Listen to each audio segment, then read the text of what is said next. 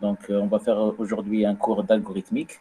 Mais avant de commencer, s'il vous plaît, donc une petite remarque sur les accès aux cours.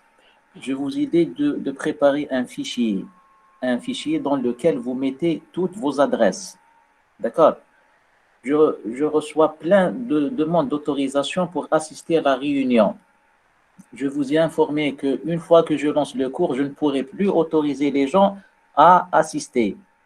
Alors, qu'est-ce que vous allez faire? C'est pour la dernière fois, s'il vous plaît, parce que je ne compte pas passer le tiers de mon temps à autoriser les gens à assister à la réunion virtuelle. Essayez de remplir le fichier dans lequel vous mettez vos adresses Gmail. Ainsi, je vous envoie l'invitation directement et vous n'aurez pas besoin d'une autre autorisation pour assister. Est-ce que vous avez compris? Les gens, les adresses Gmail peuvent accéder directement au cours. Les gens qui demandent maintenant, qui demandent des autorisations, c'est les gens qui n'ont pas reçu mon invitation. Est-ce que vous avez compris? Oui, monsieur. Est-ce que vous confirmez, les gens qui ont reçu mon invitation, mon mail, les gens qui ont reçu mon invitation, est-ce que vous confirmez? Vous n'avez pas besoin d'une autre invitation pour accéder au Google Meet, n'est-ce pas? Oui, Non. monsieur, oui. Et donc, qui fait donc, on va passer notre temps à autoriser des gens. J'ai reçu donc une vingtaine de demandes d'autorisation. Et on va perdre beaucoup de temps. Donc, écoutez, d'ici jeudi, Inch'Allah, d'ici jeudi, envoyez des adresses comme Gmail déléguées. Qu'il y a un fichier à partager sur le cloud, essayez de fournir vos adresses Gmail. Je vais comme l'invitation directement. D'accord? Donc, à partir de jeudi, je ne vais plus autoriser les autorisations explicites. J'envoie une invitation globale pour tout le monde et je commence mon cours. Pardon, monsieur. Oui. Monsieur, j'ai déjà rempli le formulaire, mais je n'ai pas reçu l'invitation. وقتاش بقى عمرته مهدي quand est-ce que tu l'as rempli? La séance passée, j'ai reçu l'invitation, mais cette fois, non. Et parce que le délégué a battu un autre fichier, justement. Oui, il m'a envoyé un autre fichier. Donc j'ai envoyé selon le fichier d'hier. Je pensais qu'il était plus complet. Tu as compris, D'accord, je vais Mahdi? voir avec le délégué, oui, monsieur. Voilà, يا مهدي شوفوا مع الديليغي شوفوا معي خير راكم tout le temps connecté tout le monde est génération D'accord, monsieur. connectée.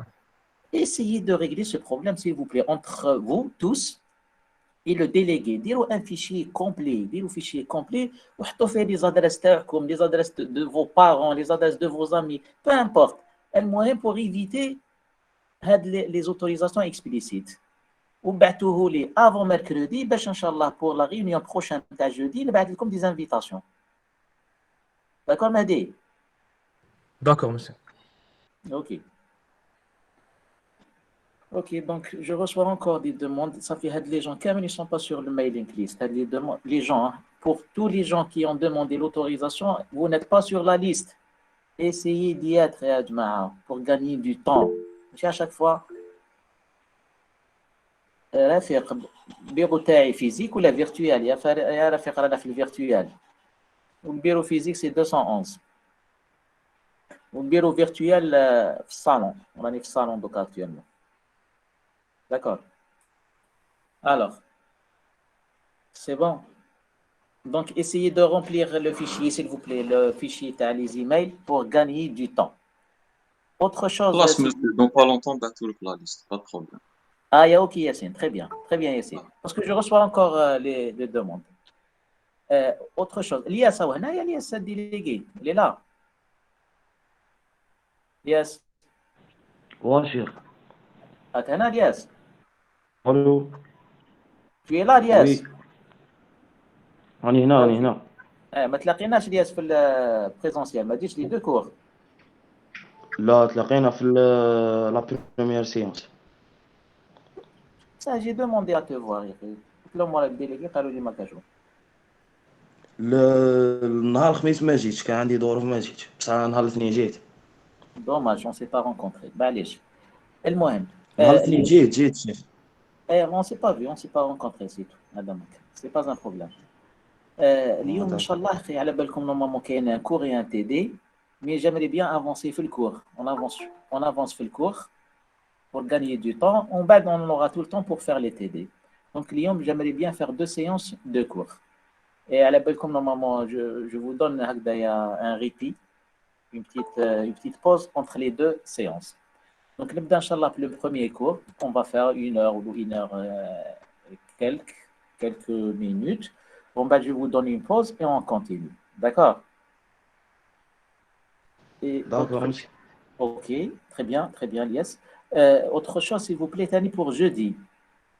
Pour jeudi, on a les cours صباح à 8 heures. Oui, à 8 Oui. heures, monsieur. À 8 heures, je ne sais pas qui est votre chargé de cours de PO, chargé de cours de PO, programmation orientée objet. Est-ce que قريتوا programmation orientée objet? مازال كاع ما Pas encore. يكونتاكتينا ولا مازال كاع ما نتلاقاو بهم ومازال ما يكونتاكتينا. Ok, donc d'ici là, donc je vais voir avec le chef de département. S'il y a un enseignant, je vais coordonner avec lui. S'il n'y a pas d'enseignant, c'est clair, on va faire une séance, pas 2 séances jeudi. Hein. On va regrouper toute la section. Bon, je préfère que ça soit vers 10 heures à peu près. D'ailleurs, à 8 heures, puisque vous êtes libre la matinée entre 8 heures et midi. On ne va pas suivre à la lettre l'emploi du temps présentiel. Hein. D'accord. Donc, on a toute la matinée. Donc, probablement, dès le cours vers 10 heures ou là, à peu près 9h30. Vous avez compris pour le cours de jeudi? Oui, monsieur. Oui, c'est pour le TP, Tani. Justement, donc j'arrive. Donc, pour le cours jeudi, je vais coordonner ma Alias. Je vais informer Alias, il va vous informer pour le créneau de jeudi. Mais c'est clair, ça va être 1 heure ou 1h30 max. Un seul créneau et surtout pas 8 heures, d'accord? Même moi, j'ai du mal à me réveiller le matin, d'accord? Donc, ça va être 9h, 9h30, 10h à peu près. OK? Monsieur, Oui? concernant le TPS, qui sera obligatoire, présentiel. Justement, j'ai reçu plein de questions dans ce sens. Les TP, c'est en présentiel. Il n'y a pas de TP en ligne. Donc, les TP en présentiel. Je sais que ce n'est pas le meilleur des scénarios, mais la RAL, c'est une note qui vient d'en haut. Donc, les TP se font en présentiel. Oui, c'est mieux, monsieur. Wallah, c'est mieux, wallah, Et c'est pire, ça se discute, akhi, Comment ça c'est mieux? cas par cas. نعم. C'est mieux يسكنوا في Alger. هذه هي exactement. J'ai reçu un mail واحد قال لي نسكن 600 km d'Alger. Mais والله même moi au c'est mieux. نعم. Même moi à 600 km. Et voilà. Mais pour le moment, قال لك ديرهم en présentiel. C'est quelque chose qui me dépasse, à vrai dire. Hein. C'est quelque chose qui vient d'eau. C'est pas au niveau du module, c'est pas quelque chose que je maîtrise. monsieur, la présence contrôle continu, là, non. من بعد نقول لك. D'accord, merci. Donc, je vais voir l'assistante d'ATP. Je vais voir l'assistante d'ATP. Je vais voir le chef de département. On va poser le problème. On va essayer de trouver une solution. Mais je suis conscient du problème. Hein. Mais c'est pas tout le monde qui habite Alger. Hein. Monsieur, ils sont nombreux, Pas- Oui, je suis au courant et je suis conscient, mon ami. Je suis conscient du problème. Je suis conscient et je sais que c'est pas tout le monde qui habite Alger, des gens qui habitent loin. Je sais. Je suis conscient parce que ça me dépasse. Redoua, oui, Redoua, il y aura un TP. Hein, Redoua, on commence. Redoua, il y aura le début des TP en présentiel. Le temps de vérifier quelques détails avec l'administration et l'assistante. D'accord? D'accord, merci, monsieur. Ok. monsieur حكاية تاع جروب 11 جروب 12 هذوك شنو الحكاية؟ شغل تاع تقسم شغل الجروب 1 يتقسم زيد يتقسم على زوج جروب 2 يزيد يتقسم منه هذه حكاية قديمة هذه درتوها في البريمير راني كانوا يقسموكم. بصح الجروب كان يقسموا لي جروب ما كانش يديروا لي سو جروب دوكا لي سو جروب. شغل ليه شغل قلت لك معليش خلينا غدوة les gens qui peuvent assister معليش غدوة on ferme les yeux donc mais on commence demain on commence les TP laissez-moi un peu de temps قلت لك برك de voir les détails مع l'administration مع l'assistante. اوكي ميرسي En bas je vais vous répondre Rachid. D'accord. Autre chose s'il vous plaît je معكم Donc, vous n'allez pas sanctionner les absents. Youva, Youva, قلت لك, laisse-moi un peu de temps. Donc, d'éclaircir quelque part avec l'administration. Youva. D'accord, Eh, merci. des choses que je maîtrise à mon niveau, des choses que je préfère ne pas me prononcer jusqu'à ce que je vérifie quelques détails. D'accord? Oui, d'accord, on vous comprend. Ah, très bien. Autre chose? Monsieur, on vous enverra un rapport. Hein. Il y a des étudiants qui ont formulé des doléances et on Eh, vous les transmettra bientôt. Voilà. des doléances concernant quoi? Concernant la présence TP en présentiel. Ah, la présence de TP. Oui, monsieur, il y a des gens qui habitent très loin, donc qui ne peuvent Oui, pas résider flacité durant la période de distanciel parce que la connexion est très absorbe. oui, Comprenez, ils oui. peuvent pas. Voilà, c'est une impasse.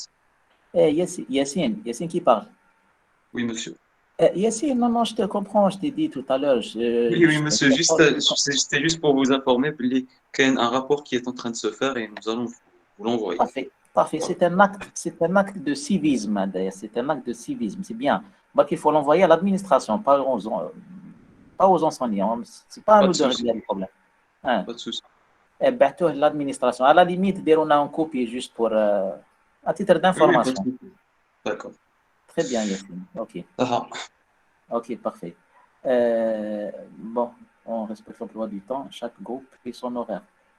Il y a Agnès, il faut que comme non, les emplois du temps en distanciel, maintenant en ligne, on va négocier un emploi du temps propre à nous. On n'est pas obligé de suivre le prêt avec l'emploi du temps تاعكم. Et vous êtes d'accord pour jeudi? Ou là, vous voulez faire la séance à 8 heures? on هذا Ouais, va مليح. d'accord, bon, plaisir. كيفاش؟ on هاي est مليحة d'accord. هاي مليحة على 10. كيما حبيتوا bon, je plaisante, انا نوض 5h30 mes amis. Donc, si vous voulez qu'on la fasse à 8 heures, on va la faire à 8 heures. Si vous voulez qu'on la fasse à 9 heures, 9h30, il n'y a pas de souci. Moi, j'ai suivi les doléances des étudiants l'année passée. L'année passée, Kalouna, monsieur, on profite de l'enseignement en ligne pour éviter les créneaux de 8 heures. Donc, il n'y a pas de souci de mon côté. D'accord? Le TP, oui, oui, Agnès, le TP, vous devez suivre l'emploi du temps, certainement, en présentiel. En présentiel, il faut que tu respectes l'emploi du temps, bien sûr. L'emploi du temps, il est ça, c'est clair. Ok, autre chose. Tani, donc, mes amis, Tani, l'espace modèle. Il faut que vous accédiez à l'espace modèle parce qu'il y a plein de ressources. Il y a plein de ressources numériques. D'accord? Des vidéos, des supports de cours. On va créer les solutions détaillées, les exercices avec les vidéos des solutions détaillées. Donc, j'estime il y a des ressources intéressantes. Et puis, on profite un peu de la technologie. Je reçois jusqu'à maintenant des demandes d'autorisation. Donc, on profite un peu de la technologie, vu que nous avons déjà enregistré les séquences, on a tout enregistré, les cours, les TD, etc.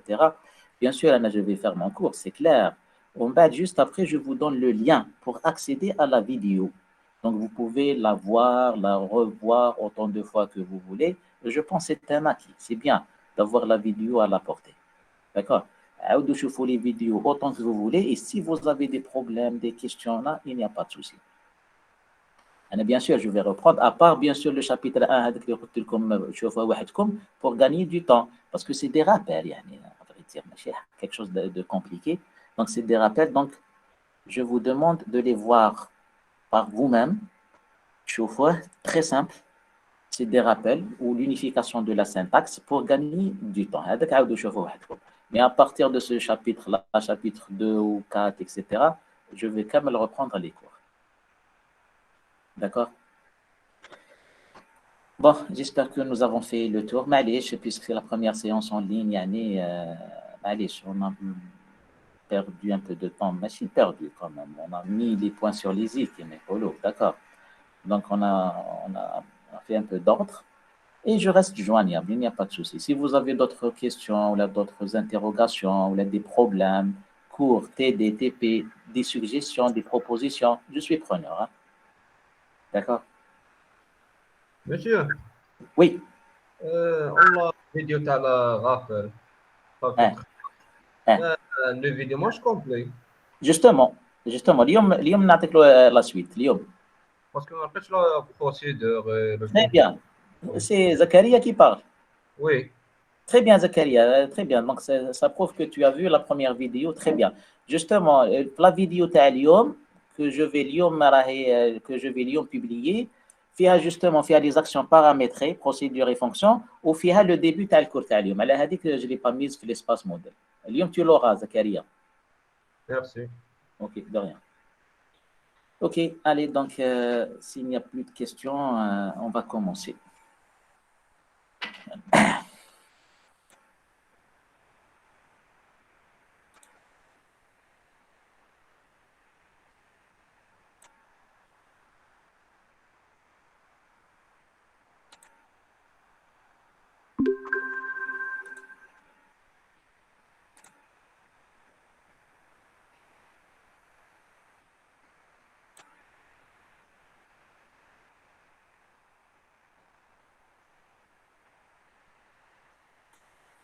Est-ce que vous avez le partage de la présentation PowerPoint? Oui. Oui. Parfait. Allez, on commence. Donc, chapitre 2, représentation des données. Alors, donc, représentation des données, bien sûr, comment représenter les données en mémoire, quels sont les différents aspects de la représentation, l'intérêt des différentes présentations, les inconvénients, etc. Donc, c'est un chapitre très intéressant, justement, et ça concerne l'optimisation et la gestion optimale de la mémoire. Allez, on commence. Alors, définition. Une structure de données. Pardon. Alors, une structure de données, en abrégé SDD, est une structure logique. Une structure logique. Partage ماشي يمشي monsieur. Les diapos ne changent pas. Maintenant, définition. Vous l'avez, définition? Non, non. Non, vous avez le premier diapo. Et comme ça? Non. Non. Monsieur يحبس l'animation.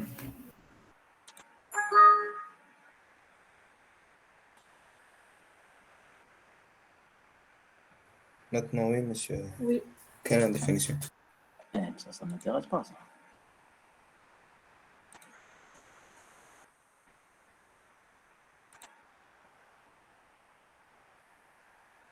Et maintenant? Vous avez la diapo, une structure de données? Oui, monsieur, c'est bon. C'est bon? Oui. Définition. Oui, monsieur. Allez, ok, allez, on poursuit.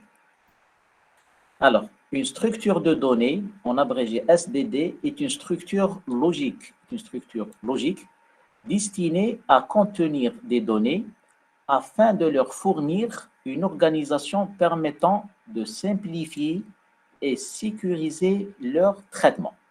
Alors, on commence par définir c'est quoi une structure de données. Une structure de données, c'est une structure logique, c'est un conteneur logique. Ce n'est pas quelque chose de physique. À vrai dire, c'est quoi terre à terre? Une structure de données, c'est une manière d'organiser les données. C'est une manière de présenter les données en mémoire. C'est une manière de ranger les données en mémoire. Dans quel but? Justement, pour simplifier l'utilisation et pour sécuriser les informations, d'accord? Pour la sécurité des données. C'est-à-dire les données, comment les présenter en mémoire et quelles sont les différentes opérations à appliquer sur ces données. C'est-à-dire, on ne peut pas se permettre de faire tout sur ces données. Il faut qu'on définisse comment traiter, comment manipuler ces données. C'est-à-dire, comment ajouter une donnée, comment supprimer une donnée, comment la consulter, etc. D'accord? Donc, une structure de données, il y a deux aspects. D'accord? Elle contient les données, elle contient la manière d'organiser les données, d'accord? Et justement, la manière de manipuler ces données. Donc, elle est définie, c'est qui elle? La structure de données. Elle est définie par le type de base des composants, c'est-à-dire le type des données qui sont incluses dans la structure, ainsi que les opérations qu'on peut leur appliquer. D'accord? Il y a deux aspects à l'intérieur de la structure de données. il y a les types de base des composants, les types de base des données, il y a les informations, il y a la manière de manipuler ces informations. D'accord? Parce que pour chaque structure de données, il y a un certain traitement des données. C'est-à-dire comment ajouter une donnée, comment la supprimer, comment la modifier, etc. Justement, dans le but de sécuriser l'accès à l'information et de simplifier la manipulation des données. D'accord? Ainsi, une SDD, une structure de données, c'est un couple. Faites attention, un couple. Composé de quoi? La première composante du couple, c'est les données. C'est les données, c'est-à-dire on trouve les données, les types de données, la manière de représenter les données, etc. Et la deuxième composante, c'est les opérations qu'on peut appliquer sur ces données. Vous avez compris? Donc ici, vous avez les données. Et ici, un deuxième aspect important, c'est les opérations qu'on peut appliquer sur ces données. Comment ajouter une donnée, comment supprimer, comment consulter, comment modifier, etc. Donc, une SDD, c'est un couple. Faites attention, c'est un couple. Donc, on trouve les données, la manière d'organiser les données, la manière de présenter les données et les opérations qu'on peut appliquer sur ces données. Vous avez compris? Voilà. Alors, quelques structures de données. Donc, en première année, vous avez vu quelques structures de données, peut-être pas avec cette définition, mais vous les avez vues. Alors, il y a ce qu'on appelle tout d'abord, juste je vais donner quelques exemples des structures de données. Il y a les structures séquentielles, d'accord? Les structures séquentielles, telles que les listes que vous avez vues en première année, les piles et les fils qu'on va voir en deuxième année. Donc, liste, pile, fil, c'est des structures de données séquentielles. On les appelle des séquences de données, plutôt des structures de données séquentielles ou bien des structures de données linéaires. C'est quoi séquentiel et c'est quoi linéaire? Si vous vous rappelez, pour une liste, par exemple, que vous avez vue une première année ou bien pour les tableaux, chaque donnée, vous avez ici une donnée, elle est suivie d'une autre donnée. Vous êtes d'accord? Elle est suivie d'une troisième donnée. Elle est suivie d'une quatrième donnée. Elle est suivie d'une septième donnée. Vous avez compris? Donc, les données forment une ligne, une séquence, l'une après l'autre. D'accord? C'est pour cette raison qu'on les appelle les structures séquentielles, c'est une séquence, ou bien des structures linéaires. Ça forme une ligne, l'une après l'autre. D'accord?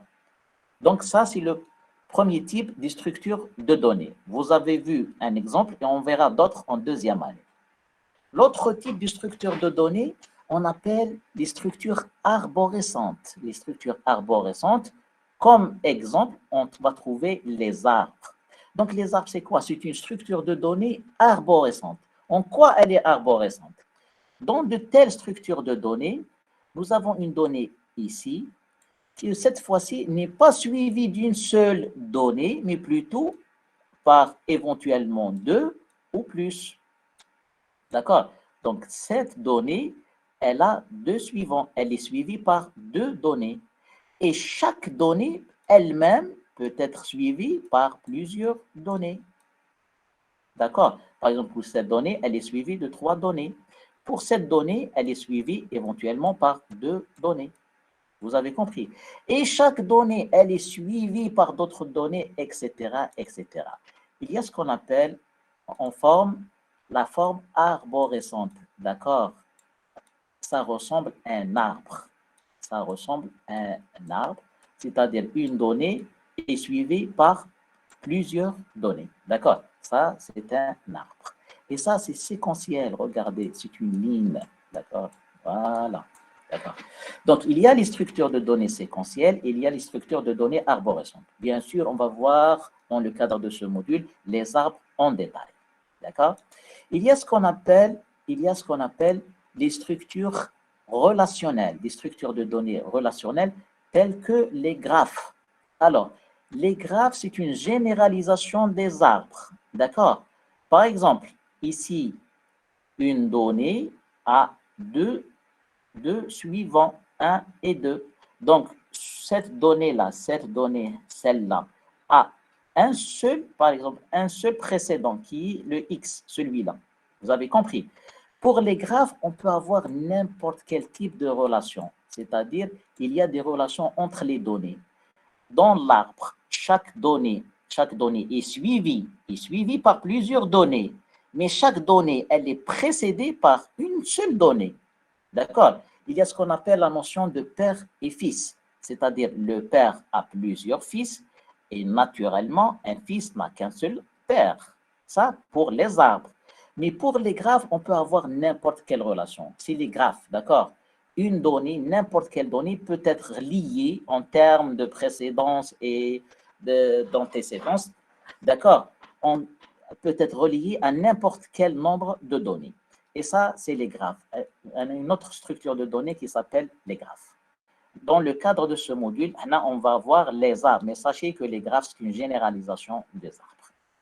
Alors, il y a un autre type de structure de données qu'on appelle les structures à accès par clé, telles que les tables de hachage. D'accord? Les tables de hachage, c'est une structure de données spéciale. On retrouve le mot table, d'accord? Et le mot table doit vous interpeller. C'est le fameux tableau.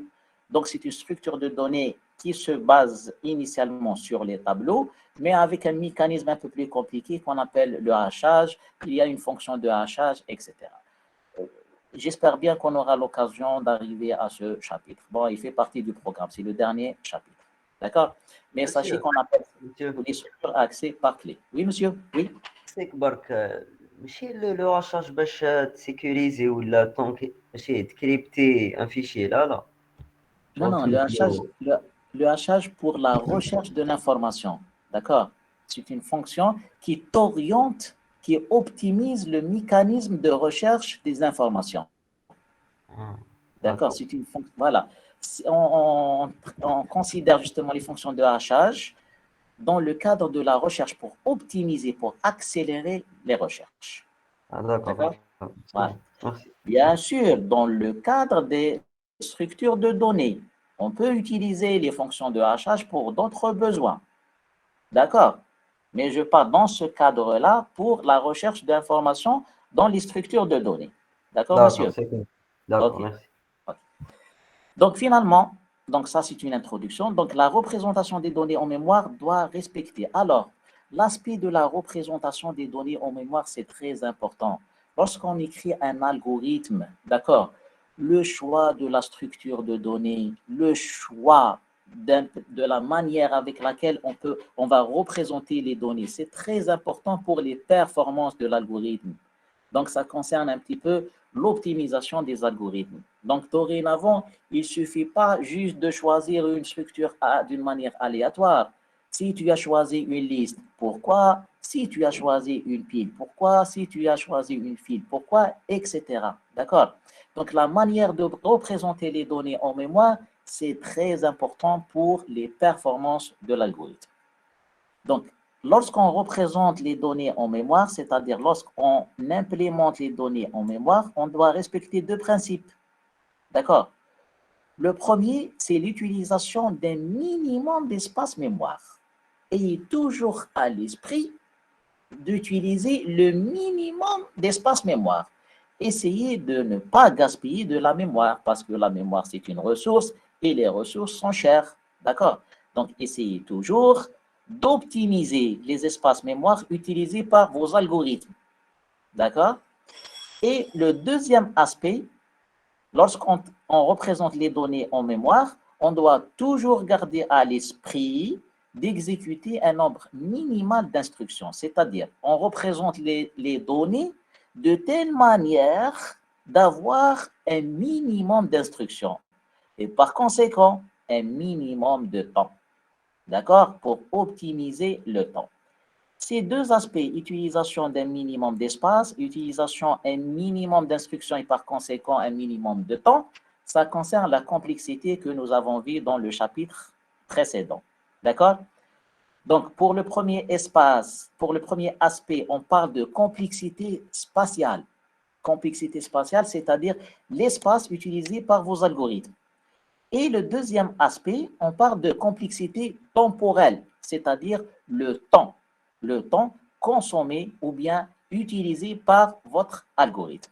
Donc, en tant qu'informaticien, mon conseil, en tant qu'informaticien, vous devez toujours garder à l'esprit ces deux aspects, d'accord? C'est très important. Toujours, lorsque vous écrivez un algorithme, essayez d'utiliser le minimum d'espace possible et le minimum d'instructions possible pour que ça soit exécuté au minimum de temps.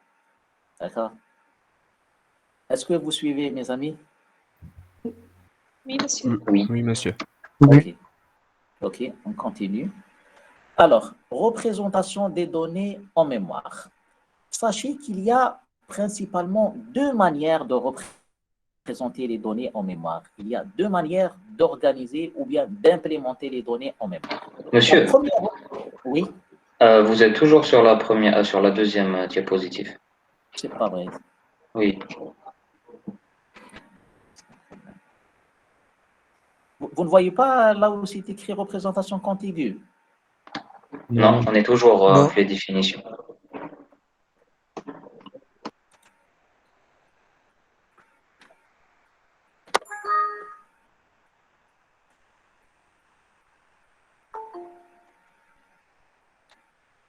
Problème avec lui.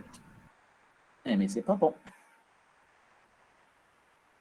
Maintenant, vous y êtes. Oui. Oui, monsieur. Donc c'est un problème. Je ne sais pas ce que le problème est à mon niveau ou bien la plateforme, on verra. Mais c'est bien, à chaque fois qu'il y a un problème, il faut le signaler, mes amis. Et Non, heureusement, monsieur, on ne voit pas les transitions quand vous êtes à mon diaporama. maintenant, vous voyez les transitions, Non, monsieur. comme ça. Non, non. Monsieur, le problème, c'est au niveau de Google Meet. Le problème est au niveau de Google Meet. Oui, il ne prend pas le diaporama. Et c'est un problème, mes amis. C'est dommage. يا شيخ لازم كي تبارطاجي ليكرون تبارطاجي ديابوراما ماشي الباوربوينت. Bon, معليش, donc je suis désolé, mais puisque c'est la première séance, معليش, allez, on va faire le test. Monsieur, vous pouvez partager tout l'écran, pas seulement PowerPoint. Voilà, exactement.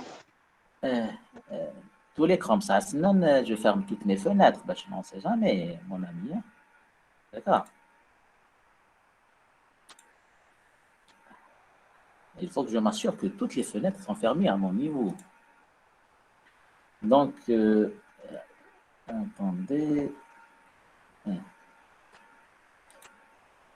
Je partage l'intégralité de l'écran. Oui, Ah, monsieur. monsieur? Oui, oui, monsieur. Ok.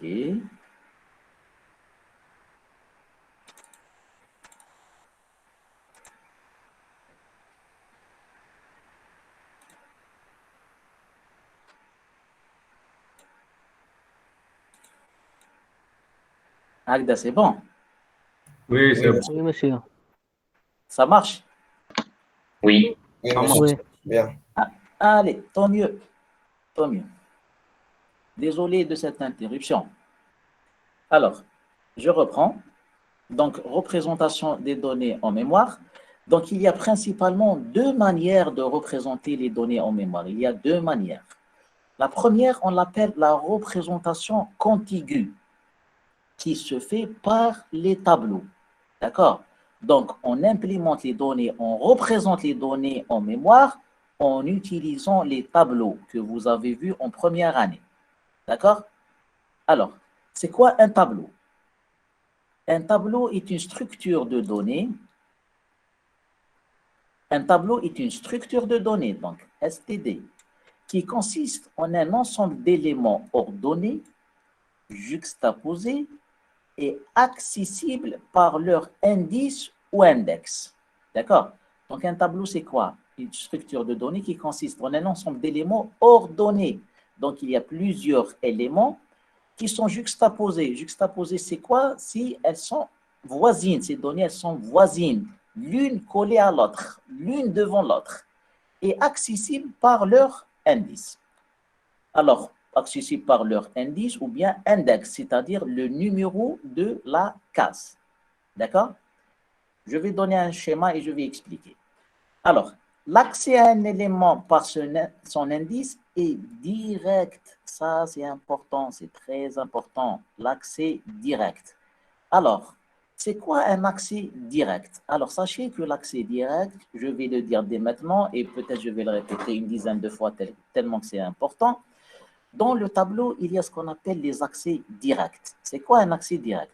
C'est-à-dire, il est possible de calculer l'adresse mémoire de l'élément auquel on veut accéder à partir de l'adresse de base du tableau et de l'indice de l'élément. D'accord? Alors, dans un tableau qui est la suite d'éléments juxtaposés, etc., l'accès est direct. Ça veut dire quoi, il est direct? Je peux accéder à n'importe quel élément du tableau sans passer par les éléments qui le précèdent. D'accord?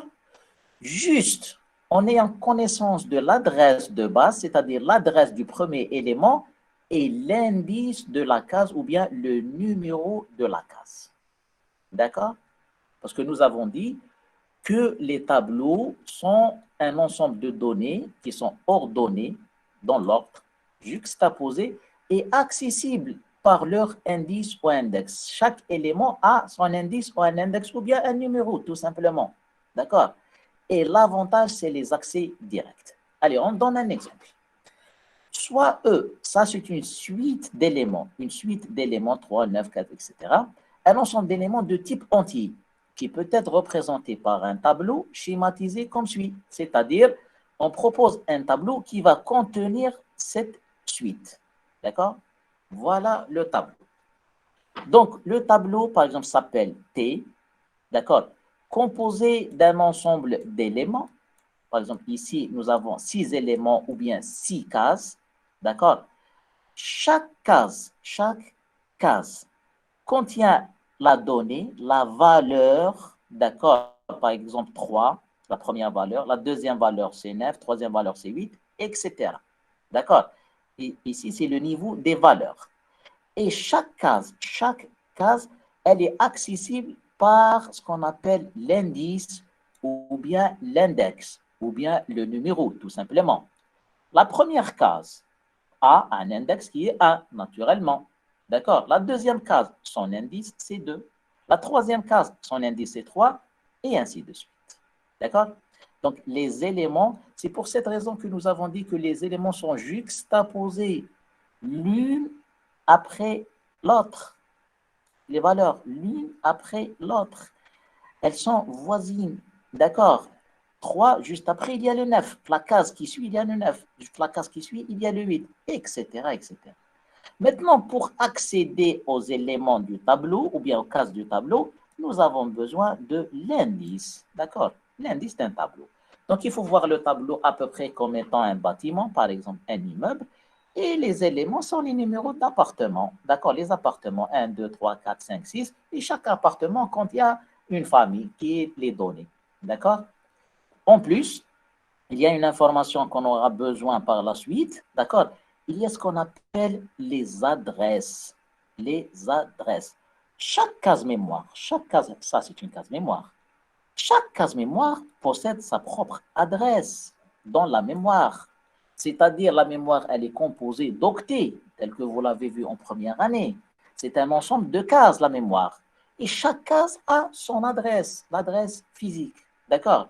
Donc, le premier élément 3, son indice numéro de case c'est 1, ça se trouve à une adresse A1. Le deuxième élément, le numéro de la case c'est 2, mais se trouve à une certaine adresse. Et ainsi de suite. Donc, ayez toujours à l'esprit, pour un tableau, on manipule 3 choses, 3 concepts. Il y a les valeurs, c'est-à-dire les données de notre application, nos données qui nous intéressent, d'accord? Il y a ce qu'on appelle les indices, c'est-à-dire les numéros de cases du tableau pour pouvoir accéder au tableau. Il y a en plus les adresses des cases, d'accord? Chaque case a sa propre adresse, d'accord? Vous avez compris? Alors, AI représente l'adresse de TI. D'accord? Par exemple, A1 représente l'adresse de T1. Et puis, tel que vous l'avez vu, pour accéder aux éléments d'un tableau, par exemple, la première case a dit 3. 3, c'est quoi? C'est T1. D'accord? On écrit le nom du tableau, entre crochets et l'indice. D'accord? T2I, c'est quoi? C'est la IM case du tableau T, parce que T, c'est un ensemble de cases. Lorsqu'on veut accéder à une case, on doit spécifier l'indice, le numéro de la case. Vous avez le bâtiment B12 en face, d'accord? Mais de quel appartement s'agit-il? Tu dois spécifier l'appartement. Pareil ici. Vous avez le tableau T en face, mais tu dois spécifier quelle est la case, parce que finalement, T, c'est une structure de données composée. Il y a plusieurs éléments. D'accord? Alors, donc AI représente l'adresse de TI. Donc A1 représente l'adresse de T1, A2 représente l'adresse de T2, A3 représente l'adresse de T3, et ainsi de suite. Donc, entre parenthèses, vous avez dû le remarquer, la première case, son indice, c'est 1 et non pas 0. D'accord? Lorsqu'on passe à la programmation, au niveau du langage C, l'indice de la première case, c'est 0. Mais en algorithmique, on préfère que l'indice soit 1 pour créer une certaine homogénéité. La première case, son indice, c'est 1 et son adresse est A1. La deuxième case, son indice, c'est 2 et son adresse est A2, et ainsi de suite.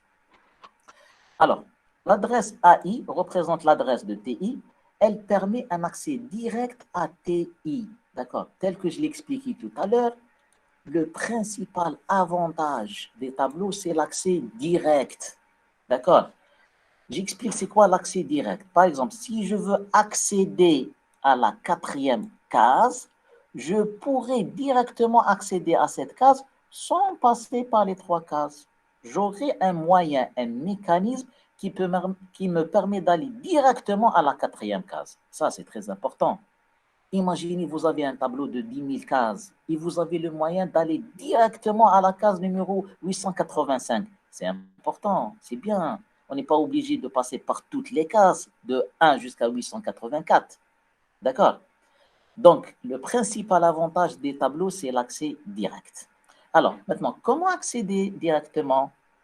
Pour pouvoir accéder directement, j'aurai besoin de l'adresse de la 4e case. Vous avez compris? Pour que j'accède à cette case, il faut que j'obtienne l'adresse de la 4e case. Il s'avère que l'adresse d'un élément I, n'importe quel élément I, c'est l'adresse du précédent, l'élément précédent, plus la taille du type. J'explique. Alors, par exemple, pour calculer l'adresse du deuxième élément, 9, d'accord? L'adresse du 9, A2, pour calculer l'adresse de A2. A2 égale quoi? C'est l'adresse de A1, c'est-à-dire c'est A1 en quelque sorte, c'est l'adresse du premier élément. Plus quoi? Plus la taille de la donnée qui se trouve dans cet élément.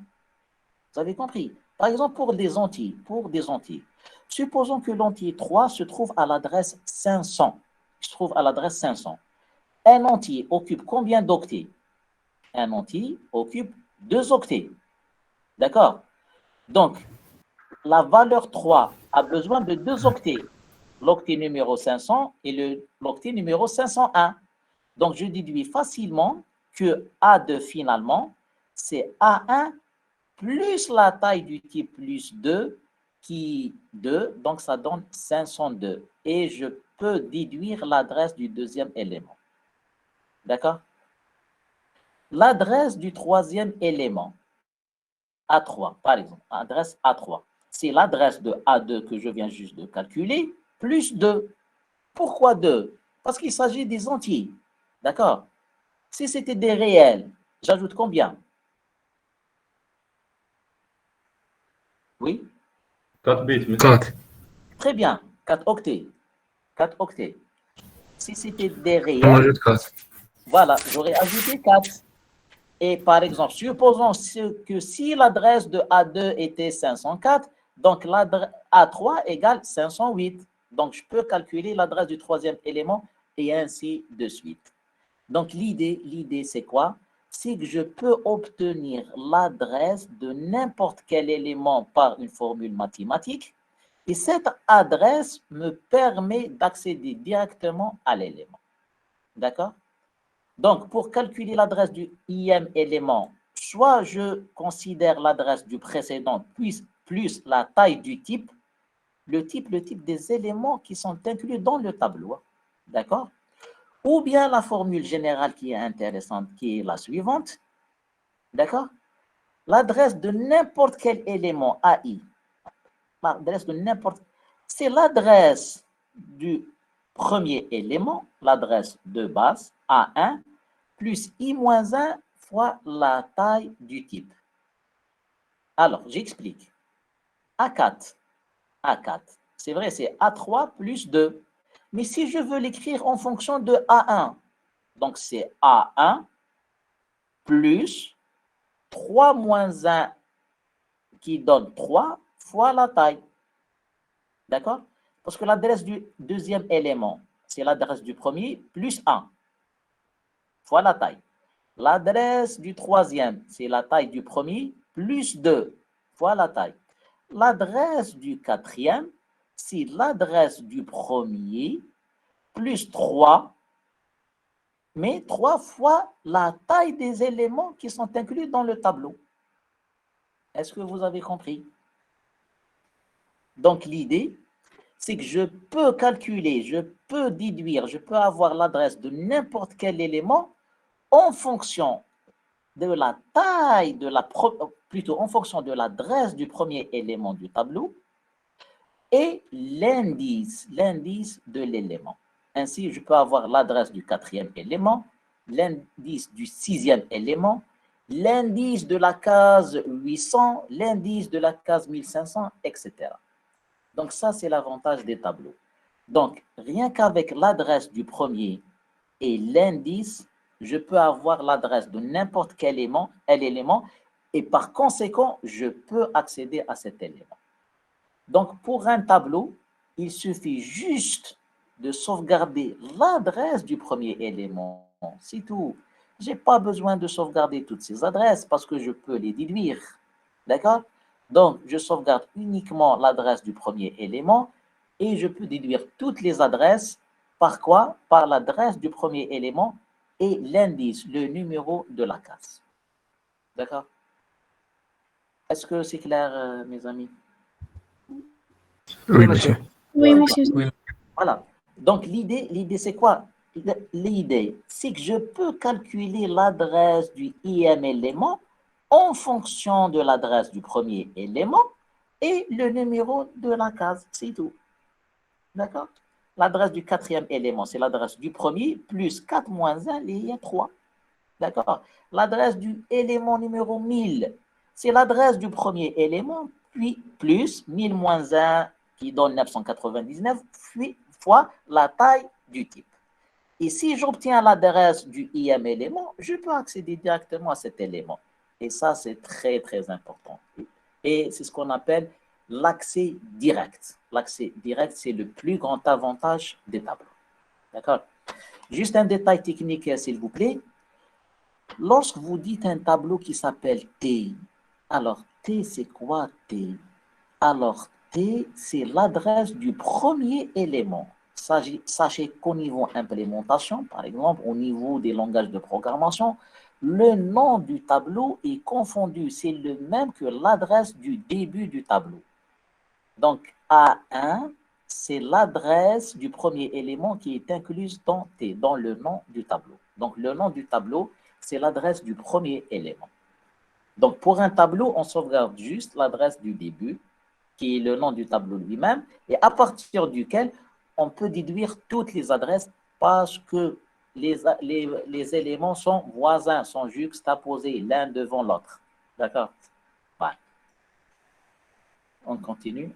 C'est bon, ça a changé l'animation? Oui, monsieur. OK. Représentation des données. Alors, la suite.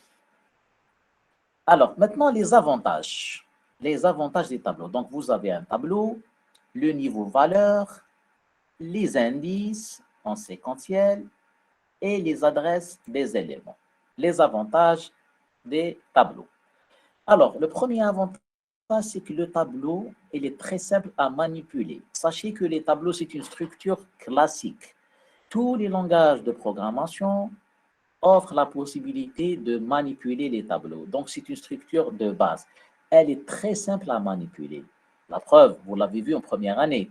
Pour déclarer un tableau, pour manipuler un tableau, il suffit juste d'écrire le nom du tableau, l'indice entre crochets et ça marche.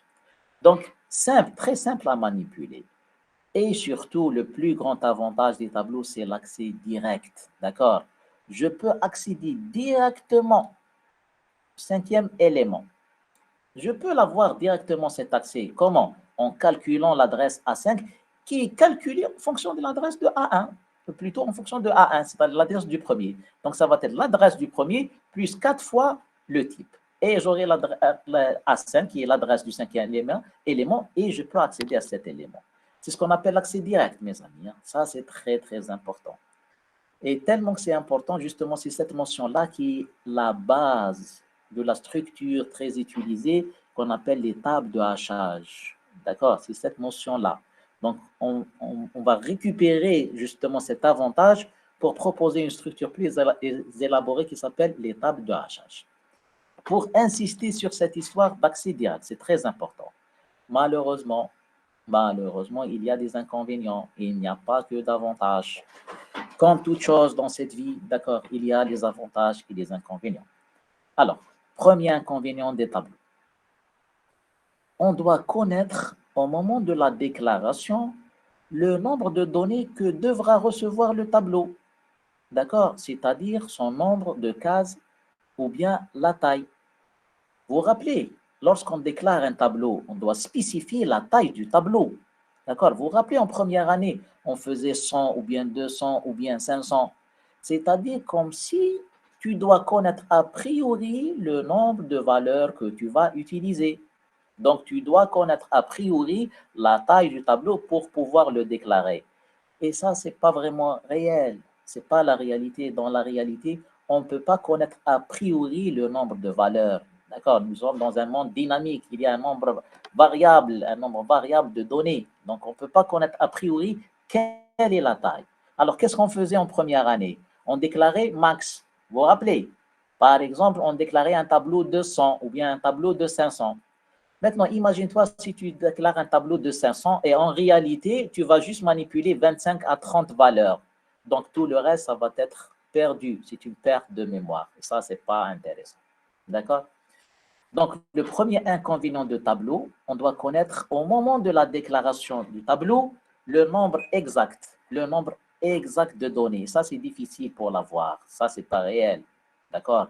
Dans la majorité des cas, on ne peut pas connaître a priori le nombre d'éléments qu'on va manipuler. Deuxième inconvénient. Un tableau étant représenté en mémoire sous la forme de cellules contiguës, c'est-à-dire des cellules juxtaposées, voisines l'une devant l'autre, les opérations d'insertion et de suppression d'éléments nécessitent de faire des décalages. Ça, ce n'est pas intéressant du tout d'un point de vue algorithmique. Alors, vous avez ce tableau 3, 9, 4, 1, 7, 5. Si je vous demande, par exemple, d'insérer la valeur 8, par exemple, avant 9, entre 3 et 9, vous devez ajouter la valeur 8. Qu'est-ce que vous allez faire? Allez-y. Si je vous demande d'insérer, le 8, la valeur 8, entre 3 et 9. Entre 3 et 9, je te demande d'insérer 8. Qu'est-ce que tu vas faire? On va décaler les valeurs. Voilà, il faut décaler toutes les valeurs. Donc 9, il va se mettre à la place du 4 pour laisser l'espace à 8. D'accord? Donc tu enlèves le 9, tu le mets à la place du 4 pour insérer 8 ici. Ensuite, tu enlèves le 4, tu le mets à la place de 1 pour insérer le 9 ici, et ainsi de suite. Il y a ce qu'on appelle les décalages. Et ça, ce n'est pas intéressant du tout. Imaginez, tu as un tableau de 10 000 cases. D'accord? 10 000 cases remplies. Je te demande d'insérer une valeur sur la deuxième case. Comme par hasard. La deuxième case. Il faut envisager toujours le pire des cas. Combien de décalage doit-on faire?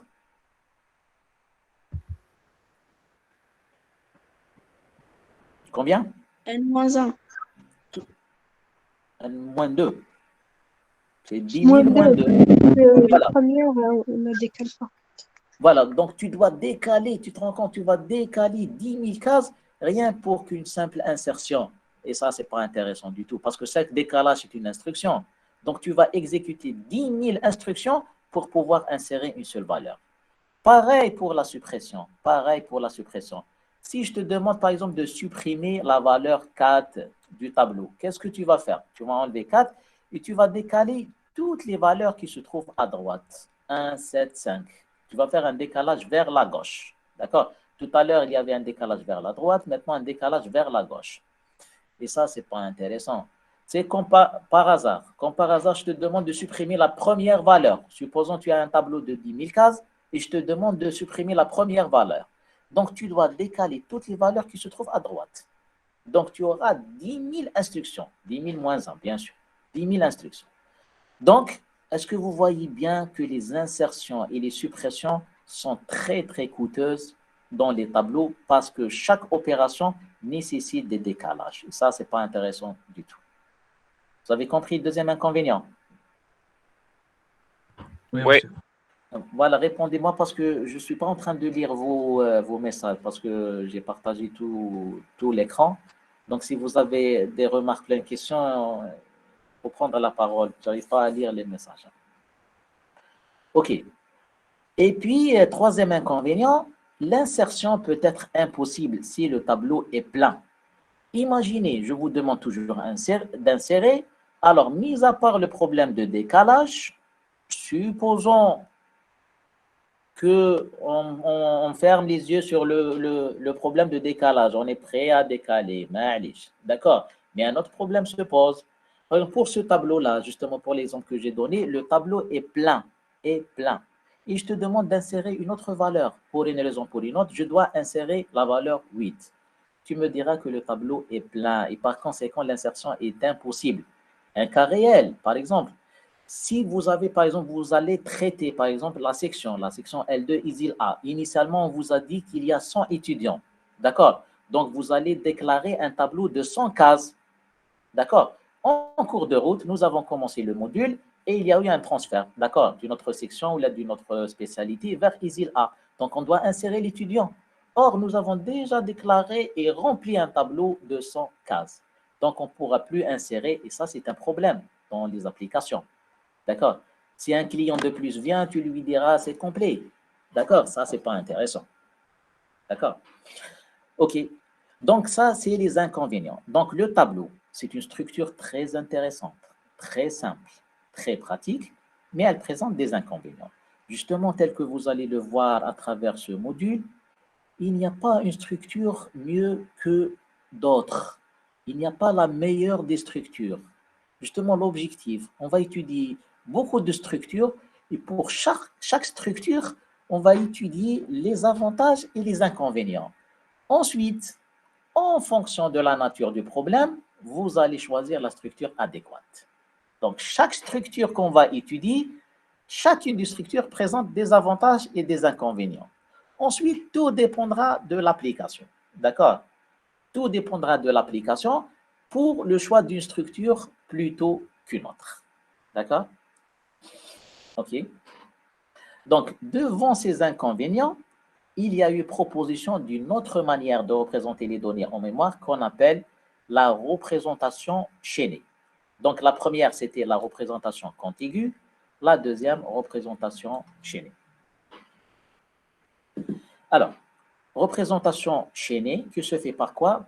Par les listes chaînées, par une structure qu'on appelle les listes chaînées. Bien sûr, normalement, vous l'avez vu en première année, mais je vais tout reprendre, bien sûr. Donc, je vais présenter maintenant la représentation chaînée qui se fait par les listes chaînées. Mais avant de présenter les listes, il y a quelques notions à présenter. Alors, il y a ce qu'on appelle les types de variables. Les types de variables. Alors, toute variable manipulée dans un programme est stockée quelque part en mémoire centrale. D'accord? Toutes les variables que vous manipulez au niveau de votre programme, pour chaque variable correspond un espace mémoire, une place mémoire. D'accord? Et la mémoire, elle est constituée d'octets, tel que vous l'avez vu. D'accord? La mémoire, donc c'est un espace, un dispositif électronique composé de cases. Chaque case s'appelle octet, qui sont identifiés de manière unique par un numéro qu'on appelle adresse. D'accord?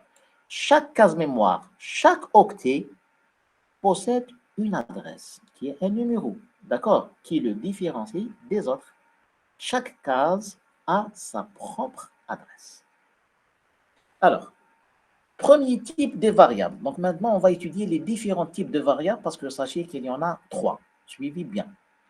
Alors, le premier type de variables, on les appelle les variables statiques. Les variables statiques. C'est quoi les variables statiques? Alors, les variables statiques sont les variables déclarées dans la partie déclaration des programmes. D'accord? Vous vous rappelez en première année, lorsqu'on écrivait les algorithmes et par la suite, lorsqu'ils sont traduits en programme, il y a une partie déclaration des variables. Alors, toutes les variables que vous déclarez au niveau de la déclaration, on les appelle des variables statiques. Ça, les variables statiques. Pourquoi elles sont statiques? Parce que la réservation de la mémoire se déroule automatiquement. D'accord? Automatiquement, car le nombre d'octets à réserver est déjà connu pendant la compilation. Lorsque vous exécutez un programme, la première étape, c'est la compilation. Lorsque vous déclarez une variable de type entier, vous écrivez i, par exemple, i de type entier. D'accord? Alors, sachez que toi, tu écris i entier, alors automatiquement, c'est-à-dire le compilateur, va réserver un espace pour la variable i. D'accord? Et il sait qu'une variable i qui est de type entier a besoin de 2 octets. Donc, il va réserver un espace de 2 octets pour la variable i. D'accord? Alors, ce qu'il y a lieu de retenir, toutes les variables que vous déclarez au niveau des programmes ou bien au niveau des algorithmes avant l'étape de la programmation sont des variables statiques. D'accord? Des variables statiques. Pour les variables statiques, il y a une allocation automatique. D'accord? C'est le compilateur qui réserve automatiquement l'espace pour ces variables. Automatiquement. Parce qu'il connaît pour chaque variable, il connaît l'espace nécessaire pour chaque variable, parce que pour chaque variable, vous devez spécifier le type. Un entier a besoin de 2 octets, un réel a besoin de 4 octets, un caractère a besoin d'1 octet, et ainsi de suite. Donc, l'espace associé à une variable statique est alloué à la compilation, c'est-à-dire avant l'exécution. Avant l'exécution du programme, on commence à allouer l'espace pour la variable. D'accord? C'est pour cette raison qu'on l'appelle statique, c'est-à-dire ne change pas. Ne change pas le long de l'exécution du programme. C'est-à-dire, à partir du commencement de l'exécution du programme jusqu'à la fin, l'espace reste alloué pour cette variable. D'accord? Donc, l'espace associé à une variable statique est alloué à la compilation et son existence. L'existence de quoi? L'existence de cet espace reste d'actualité, reste en vigueur le long de l'exécution du programme. Tant que tu n'as pas arrêté l'exécution du programme, cet espace qui a été alloué pour cette variable demeure toujours alloué pour cette variable. Demeure toujours occupé, réservé par cette variable. Il ne va être libéré qu'après la fin de l'exécution du programme. Et pour cette raison, on les appelle des variables statiques. Alors, je donne un exemple très simple, très simple, mes amis, très simple. Hein? D'accord? Alors, exemple.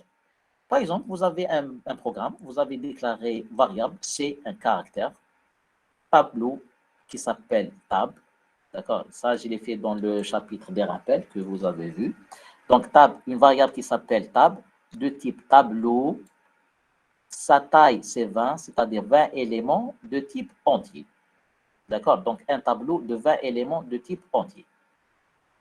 Et nous avons la variable qui s'appelle étudiant, qui est un enregistrement composé de deux champs qui s'appellent nom et prénom de type Shan. Ça, on l'a expliqué dans le premier chapitre que vous avez vu. D'accord? Et date de naissance qui, elle-même, cette donnée elle-même, c'est un enregistrement. C'est-à-dire un enregistrement à l'intérieur d'un enregistrement. Un autre enregistrement composé de jours, mois, années, trois champs de type entier. D'accord?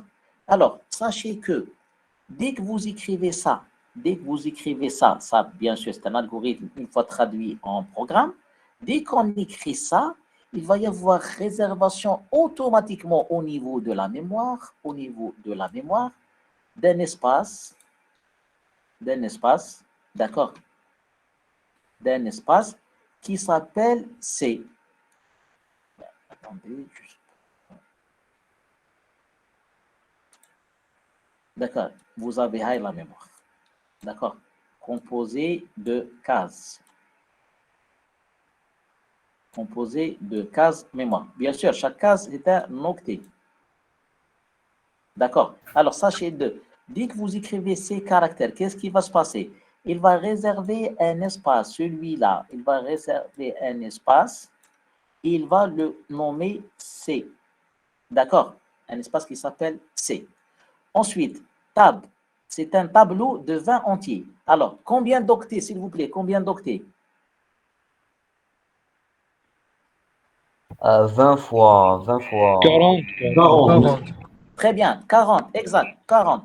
Donc, il va prendre 40 octets, par exemple 40 octets, les 40 octets, il va les réserver, il va créer l'espace et il va le nommer tab. D'accord? 40. Parce qu'il y a 20 entiers, chaque entier fait 2 octets. D'accord? Donc, tab, c'est une variable statique. Ça, c'est une variable statique. Ça veut dire quoi statique? Dès que vous déclarez, il va y avoir automatiquement réservation d'un espace qui s'appelle C et qui a une taille en fonction du type déclaré. Pour C, un seul caractère. Pour tab, 20 octets. Pour la variable qui s'appelle étudiant, d'accord, il va y avoir réservation d'un espace, d'accord, composé de combien de champs?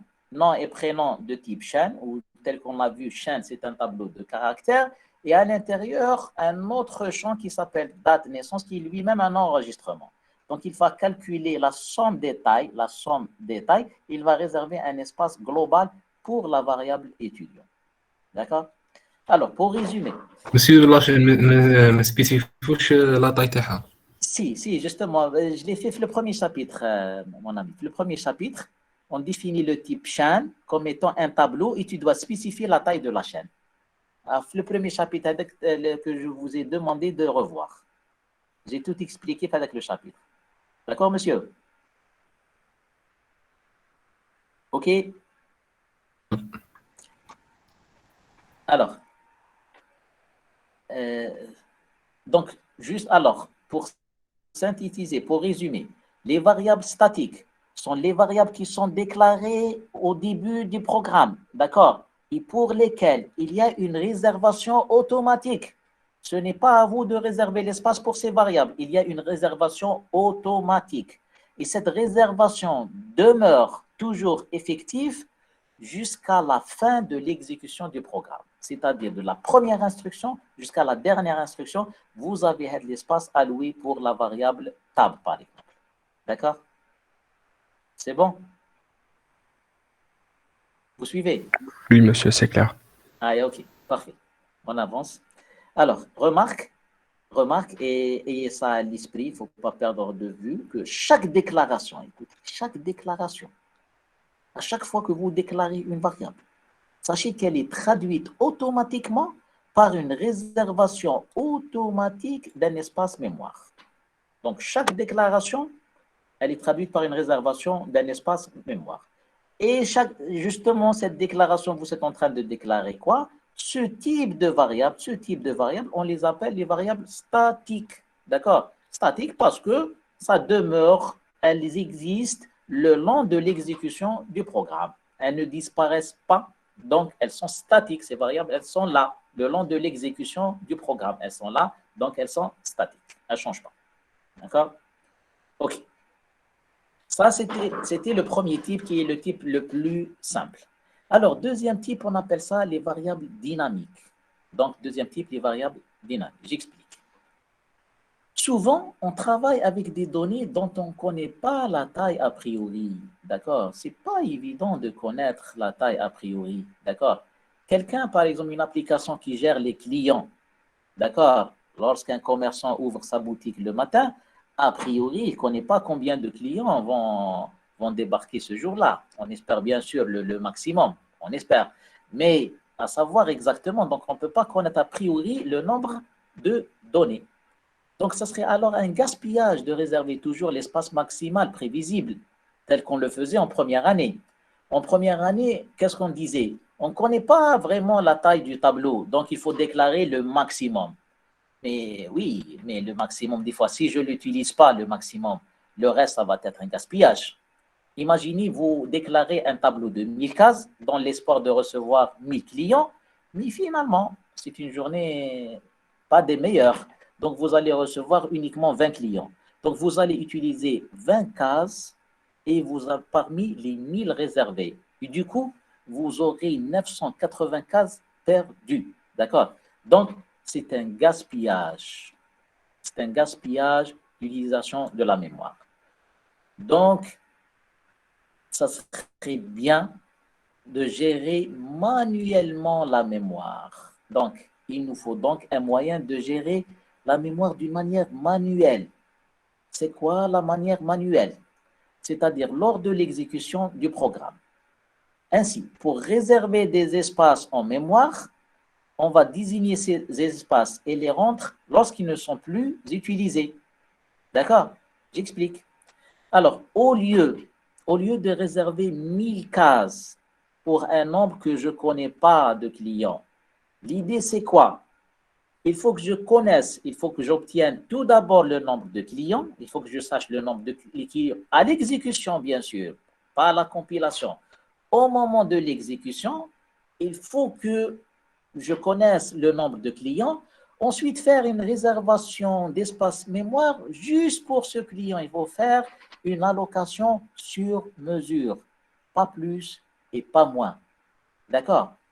Par exemple, en première année, vous déclarez le tableau de 100 cases. Dans l'intérieur du tableau, vous faisiez avec lire n. Vous vous rappelez, vous faisiez lire n.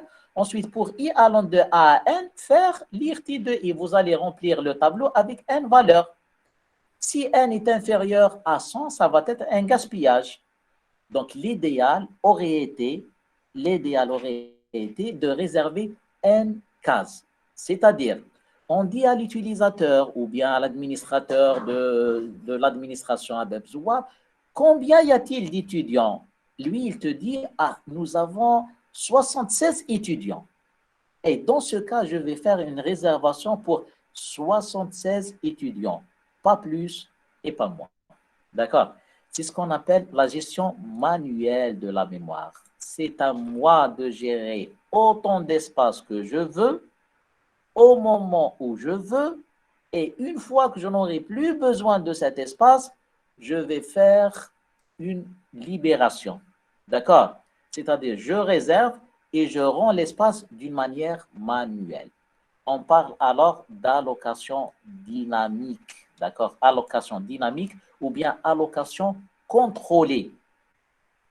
Alors, contrairement à l'allocation statique, on doit spécifier exactement la taille et les variables demeurent existantes le long de l'exécution du programme. Ça pour les variables statiques.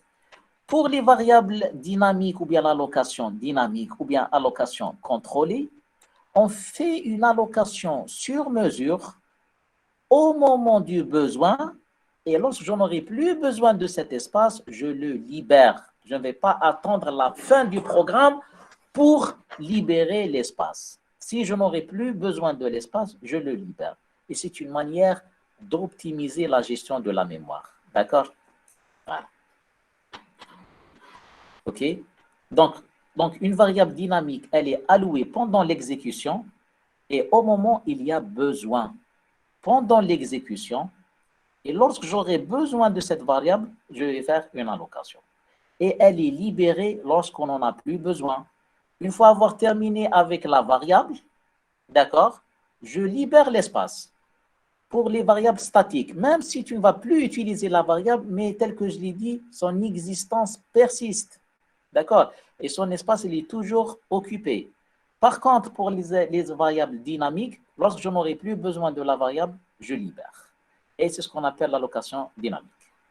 Alors, on accède à une variable dynamique grâce à un pointeur, un concept qu'on appelle pointeur, qu'on va voir dans quelques minutes. Donc, pour manipuler ces variables dynamiques qui paraissent intéressantes quand même, j'aurai besoin de ce qu'on appelle un pointeur. D'accord? Un pointeur, c'est une variable spéciale. D'accord? Alors, mes amis, donc, est-ce que je vous libère pour vous reposer un peu ou bien on continue quand vous voulez?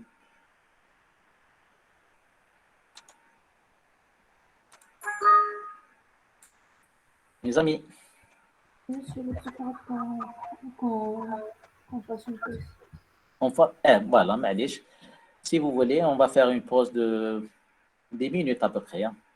Des minutes, 15 minutes maximum. Et on reprend pour terminer la partie pointeur. On fait comme ça. D'accord, monsieur. D'accord, monsieur.